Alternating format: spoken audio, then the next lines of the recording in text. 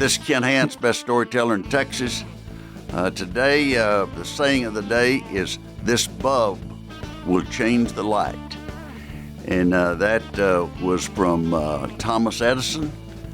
And that on this day, October 21st, 1879, he filed a patent for the light bulb. And it did change the night. And he had over 1,000 patents that he had, and that he'd probably been too busy in this day and time answering text messages and emails to do all that to do all those inventions. Also, today is the birthday for Benjamin Netanyahu from Israel. He's 74 years old today, and probably Hamas, they think he's fighting like he's 24. He's been a solid trooper, and it's not one that's going to go away. And I don't know, in the Middle East, the people that were making the decisions for the Palestinians certainly miscalculated what might happen if they did a little invasion, which they did a year ago, October 7th. And if they thought that Israel wasn't going to come after them and do something tough, then they were wrong. They missed that boat completely. This week there's been a lot of happening throughout the country in politics. The group Real Clear Polling out of Real Clear Politics in Washington, D.C., a pretty reputable group. They came out, they polled Friday and Saturday, and their results are out. And nationally, they had Trump at 51 and Harris at 48. In Pennsylvania, they had Trump at 50 and Harris at 47, which kind of surprises me that he's leading by those 3 points. But here's something else that happened in the U.S. Senate race. McCormick, the Republican, has been gaining ground, and he was at 48, and Casey was at 47. And the fact that Casey, the Democrats behind in the U.S. Senate race in Pennsylvania, in that poll, the Casey people confirmed it to me in their action, in that they are running ads now that show Casey working with Trump during Trump's first administration. So they're trying to say, if he gets elected and Casey's elected, then I'll work with him, and which that would be minimum. But that tells me that something has shifted, and that presidential race that shows Trump's ahead in Pennsylvania is probably right, and that McCormick may be ahead. And if Casey is having to go over and show footage of him working with Trump, it tells me that it's an all-out war, and this thing is really tight in Pennsylvania. In Michigan, it showed Trump at 50 and Harris at 47. In Wisconsin, it showed Trump at 48 and Harris at 49. So those are the big 3 states. It looks like Trump's ahead in Michigan and Pennsylvania, according to Real Clear Politics polling, and that in Wisconsin that Harris is ahead. But in all 3 of those states, the margin of error on any poll is going to be 2 to 5. And in all those states, nobody's leading by more than 2 or 3. And in Texas, it showed that Trump was up by 5, and in the Senate race, Cruz was up by 7 in the latest polls. And that Cruz, he had a bus trip going from town to town. And in Lubbock, the Lubbock paper reported he had 500 people show up at his rally. And that Allred had did some campaigning on the Texas Tech campus, but didn't have any numbers like that. But this is kind of surprising. In the past, Trump was winning all the polls above Cruz in Texas, but the latest polls show that Cruz has pulled it a little ahead. But it doesn't mean the race is over at all, because they're still close enough that this could go either way. In Georgia, Trump was ahead 50-48. And in North Carolina, and this one really surprised me, Kamala Harris is ahead 51-49. She's ahead by 2 points in North Carolina. In Arizona, a dead heat, 49 each. And in Nevada, Harris was ahead 49-48. I'm telling you all these numbers and they run together, but the reason I'm going through each one is that rarely do you ever have polling that comes about where all these states that are toss-up states are within 1, 2, maybe 3 points, and it just shows you how tight the race is. This is going to be a get-out-the-vote campaign.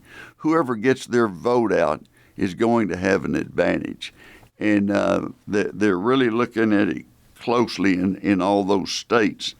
In the Senate races, as I said, McCormick is ahead by 1 point in Pennsylvania. Rogers and Slocum in Michigan are tied at 48. You know, you look at Michigan, that Trump had a little lead. If that's true, then probably Rogers would have a chance of winning. Wisconsin, Baldwin, she's been there a long time. The Democrat, she's 49%, and the Republican challenger is 46%, and he's got a long ways to go to overtake that. And so does the Arizona Senate race. Gallego was at 50, and Lake was at 46. But those are important races. In Ohio, they have that Trump was up by 7, and that's a pretty good margin. And in the Senate race, Marino, the Republican, was up by 1. And Marino's been telling people that if Trump wins by 5 to 10 points, that he feels like he's in good shape. But Brown is the Democrat, and he's been there a long time. He's very liberal, but he didn't even go to the Democratic convention. He didn't want to be with them, and he is not going around campaigning. He's running his own campaign, and that's probably the reason Bob Casey's as close as he is in Pennsylvania. He's running his own campaign. And those are the results of polls that were taken Friday and Saturday. I'm just amazed that all these are so close, and you've got such a small number that are undecided. You've got the states are 49-49, 48-50, things like that. And tells you this race has been going on a long time. In the public, one thing I think they all agree on, they're ready for it to be over. If you're running a race and the undecideds are at 2%, usually there'll be 2% of the people won't tell you. That they'll just take undecided. They won't tell you, well, I don't have an opinion or anything like that. And there's a lot of people, for some reason, will not do a poll, just will not participate, and they have to go get someone else. That's the reason the Trump people think they're in better shape, because they think that a lot of their people are reluctant to say anything over a telephone about who they're for, and they don't participate. But this is a close election. But you go back to the Ronald Reagan and Jimmy Carter election in 1980. It was a close election. In about the last 10 days, Ronald Reagan just flooded for him, and he won all the states but one, and was highly successful, and it gave him a firm foundation going into the next session of the Congress because he had such a big victory. The Fox interview of Harris, the Harris people had said they'd give her 30 minutes, and of course they were late getting her there, and they left on time. And she was prepared with answers. And I thought Brett Barrett did a pretty good job of trying to take her to task when she just avoided the question. But he had asked a question about A, and she'd give an answer on C, and she had certain answers that she had memorized, and those were the answers she was giving. Didn't matter what question. So it was probably tougher for her, but the Democrats thought that she did well, and they came out of it okay in their own. They'd been having interviews with Howard Stern. Well, now that's not an interview. I mean, that's that's like someone that was big for Trump interviewing Trump. But Howard Stern, and they had what's the guy on CBS, Colbert. He interviewed her, and those are going to be softball questions, and she had more than softball question from the guy at Fox, but she had answers, and she wasn't straying from those answers, and that we'll see what happens. They brought up the reason that it looks to me like Trump was gaining on them. In the last 2 weeks, they brought Obama up to campaign, and they brought Bill Clinton's out there campaigning.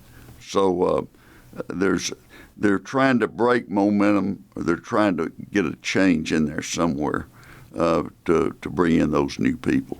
Chancellor, do you think her even doing the interview on Fox was a good idea? Well, they wanted to get her on Fox because evidently she had been dropping some in the polls, and the fact that everybody's saying she hadn't interviewed anyone. So they were, in effect, saying, well, we'll let Fox interview her because they're conservative and they're, slanted that way. And I think they were hoping that she wouldn't have a disaster, and she didn't, and that they could get that out of the way and not let her do any other interviews with anyone that's going to ask tough questions. But you go to these rallies where Trump will have a rally, he gets up there, and when it's over, he'll take questions for a long time. And he's had press conferences where he'd talk for 45 minutes, which I think it's way too long for him. But she has to do this to save her own credibility, and I think her people feel like it was worth the gamble. But don't you feel that the American public deserves some answers on some tough questions they do. Instead of just filibustering? They do deserve some answers, but if you look at the last presidential election, they put Joe Biden in the basement, and and he didn't get out and campaign. And if the press is not calling your hand on it and raising Cain about it, then you're not going to get any tough questions at all. In every presidential election, there should be tough questions for both sides. And we got away from that, whether it's through debates or whatever. But hopefully we'll get back to that where we're having both sides that are being asked tough questions. Did you want to address the email we got asking you who paid for the trip to Ireland? We get a lot of people will send us email or something. I got one from a guy that is an 817 area code to text message, I believe. Anyway, he wanted to know who paid for my trip to Ireland and taking my children and their spouses with me. I paid for it. The former members of Congress take that tour every year to wherever they go, and you have to pay for it. Congress doesn't pay any of it, and we wouldn't ask them to. That would not look good. And it's a legitimate question. I appreciate him asking that. And so if some idiot shows up and says, I think that Congress is paying Hance's trips around the world, well, that's not true. We've got the receipts. And it's a good trip, and you get to meet with some of the leaders. And as I mentioned last time, the people in Ireland all were very inquisitive about the presidential campaign because to them it is a big deal. It's a big deal because of what's happening in the Middle East. It's a big deal because of what's happening in Ukraine. And in Argentina last year, they asked more questions about what was happening in the U.S. than we did about what was happening in Argentina. Just to be clear, one more time for the guy that wrote in wanting to know who paid for the trip. I paid for the trip. We don't get free trips from the government. A study came out that says that 1 in 5 Americans, when they sign their name, like on a credit card, receipt, or anything like that, they just scribble it. And my reaction when I saw that was, well, I bet they're all doctors. You know, have you ever noticed a doctor's signature on? I never can figure out what his name is unless it has it printed up there, and usually does have it printed, and they'll have their signature. And I can't even read sometimes what they're writing the prescription to be. And I'll ask them, what's that for? And I'll ask them at the pharmacy, what's that for? I just want to make sure that they don't give me something that I shouldn't be having. Arnold Palmer is a golfer. He always signed it exactly so you could tell who it was, and that people would pay him for a signature, or he'd just give it to him or whatever. But he always made sure that you could see it. Kind of like John Hancock wanted to make sure the King of England saw his signature. I always thought that was pretty gutty. Here's a guy that he said, by golly, I want him to know. I'm signing this thing. And he put everything on the line, and he was dedicated.